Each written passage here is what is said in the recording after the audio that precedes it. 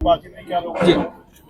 देखिए, गुरदासपुर में मेरा आना पंजाब में दूसरी बार हुआ है, जिसमें गुरदासपुर में आज आया हूँ और खास तौर से बाढ़ग्रस्त क्षेत्र और बाढ़ से पीड़ित जो ऐसे परिवार हैं, किसान परिवार हों या अन्य, उनको साथ बातचीत करके और क्या स्थिति उनकी है और अब तक का मूल्यांकन की स्थिति क्या है और उनके नुकसान का जायजा भी लेने, मौके पर देखने के लिए भी मैं इससे पहले लुधियाना गया था।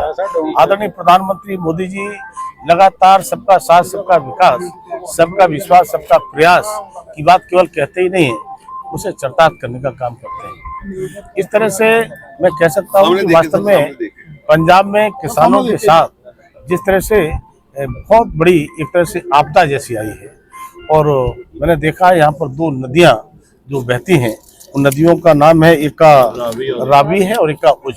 तो दोनों नदियों का जो पानी एक साथ बनता है, अगर सच में इन नदियों के पानी बरसात आने से पहले इनकी ठीक प्रकार से बांध बने होते, इनकी मरम्मत हुई होती, इनकी सफाई हुई होती, तो शायद आज जो विकराल रूप देखने को मिला है, ये रूप देखने को नहीं मिलता। कई बार खनन की शिकायतें भी जैसे लुधियाना में मुझे मिली थी, तब मैं कह सकता हूँ कि मैं किसी पर आरोप नहीं लगाना चाहता, लेकिन यह सच है कि कोई भी व्यक्ति बरसात आने से पहले, छोटा किसान भी होता है, वो भी अपने घर की मरम्मत करता है, देखता है। तो सरकारों की जिम्मेदारी भी होती है कि हम अपने प्रदेश की रक्षा करें, प्रदेश की नदियों को देखें। लेकिन यहाँ पर कहीं न कहीं चूक हुई है। तो चूक होने का कारण हुआ है कि किसान बहुत बड़ी तादाद में, पूरे पंजाब का जो आंकड़ा आया है, लगभग 4 लाख एकड़ भूमि या तो कट गई है या पानी भर के उसका पूरा नुकसान हुआ है। 35,000 एकड़ के आसपास इसी क्षेत्र में फसल नष्ट हुई है। मैं देख रहा हूँ जहाँ धान की पैदावार 25 कुंटल से लेकर के 335 कुंटल तक की होती थी पर एकड़, आज घट करके उसकी लगभग आधी रह गई है। इसीलिए इसे गन्ना की खेत में देख रहा हूँ, गन्ना में पानी अभी भरा हुआ है, गन्ना जैसे जैसे धूप पड़ रही है सूखता चला जा रहा है।